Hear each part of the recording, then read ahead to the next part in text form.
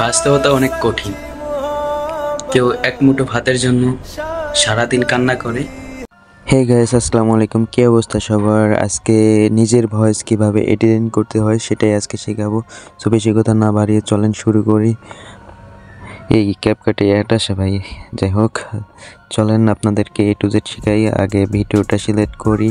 আমি আগে একটা ভিডিও করে রাখছি, সো সেটাই আপনাদেরকে এডিট করে দেখাবো এবং কি সেটাই শেখাবো। সো এই ভিডিওটা আমি এডিট করে আমার নিজের ভয়েসে, এটা নিজের ভয়েস, সো আমি আপনাদেরকে সেটাই দেখানোর চেষ্টা করব আজকে কিভাবে নিজের ভয়েস এডিট করতে হয়।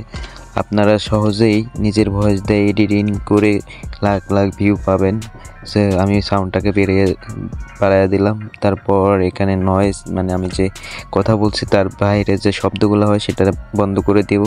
সো নয়েজটাকে বন্ধ করে দিলাম। সো তারপর আমি জাস্ট এই যে নিচের ক্যাপকাটের যে এইটা সেটা ডিলিট করে দেব। দেওয়ার পর আমি একদম ফার্স্টে চলে যাই। তারপর মনে করেন হালকা দেখি কেটে দিই। এখানে আমার একটু লাস্টেই হয়েছিল, তো এটা কেটে দিলাম। তারপর আবার এখন আমি যে মিউজিকটা নেব, ব্যাকগ্রাউন্ড মিউজিক, সেটা আমি এখন এখান থেকে করে নেব। সো আমি এটা মিউজিকটা আগে ডাউনলোড করে রাখছিলাম, তো মিউজিকটা এখন এখান থেকে জাস্ট মিউজিকটা নিয়ে নেব। মিউজিকটা নিয়ে এসে এখন জাস্ট আমি এটার মিউজিকটা আমার বেশি হয়ে আছে, তো আমি সেখান থেকে কমিয়ে দেব। সো এখান থেকে পরে আগে আমি শুনে দেখতেছি আসলে আমার ভয়েসটা মিউজিকের সাথে মিলছে কিনা, মানে বারবার করতেছিলাম, ভালো করে চেক করতেছিলাম, কারণ A to Z ভাবে চেক করতে হবে, তাই না? তার জন্যই আমি প্রপারলিভাবে করতেছি। আপনারাও দেখেন নিজের ভয়েসটা, মানে আমার দেখলাম লাস্টে আমার এটার সাথে মিলতেছে না, তো এই কারণে আমি পরে পুরাটা দিয়ে দিলাম। তারপর এখান থেকে জাস্ট মিউজিকটাকে টাচ করে আবার মিউজিকটা কাইটা ডিলিট করে দেব। তারপর আবার শুনবো ঠিক হয়েছে কিনা। এখন ভয়েসটাকে কমিয়ে দেবো, মানে আমার মিউজিকটা বেশি হয়ে গেছে, 40 বা 45 এরকমের মধ্যে রাখবেন। সবসময় যে ব্যাকগ্রাউন্ড মিউজিকটা রাখবেন সেটা এরকমই রাখবেন, ঠিক আছে? যদি বেশি সাউন্ডের হয় তাহলে আরও কমিয়ে রাখবেন, আর বাট 40-45-এর মধ্যে রাখবেন, তাহলে কোনো ধরনের প্রবলেম হবে না।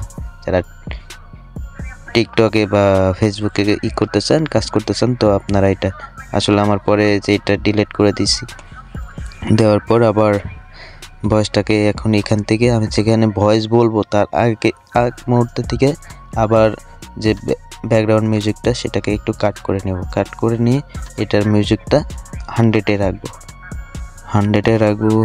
রাখবো, জাস্ট 100-এ রাখবো। 100-এ রাখার পর মিউজিকটা ঠিক আছে। এখন ওই মিউজিকটা 40-এ রাখবো, কারণ আমি পরে শুনে দেখলাম যে আসলে মিউজিকটা হইতেছে, তার জন্য 40-এ রাখবো।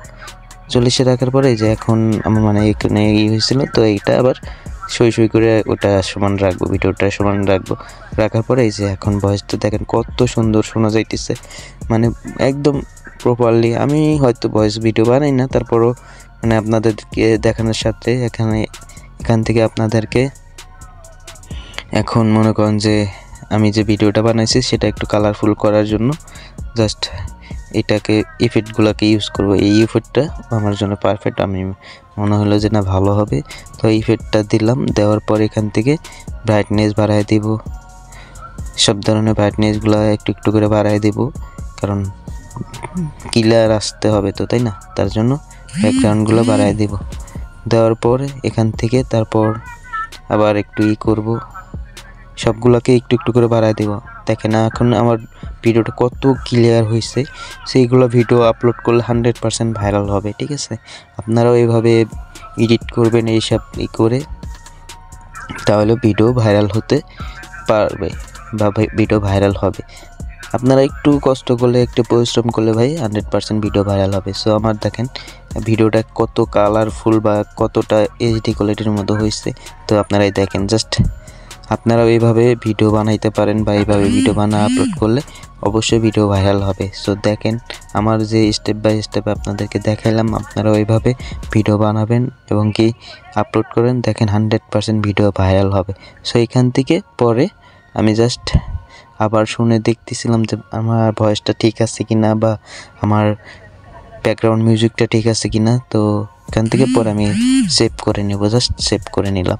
সেভ করে নিলে ভিডিওটা সেভ হয়ে গেল। আপনারা এখন টিকটকে আপলোড করেন, ফেসবুকে আপলোড করেন বা ইউটিউবে আপলোড করেন, করতে পারবেন।